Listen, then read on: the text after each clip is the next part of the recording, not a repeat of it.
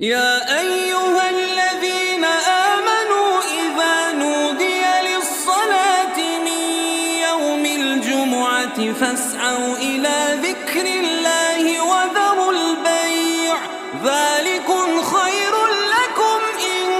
كنتم تعلمون فإذا قضيت الصلاة فانتشروا في الأرض وابتغوا من فضل الله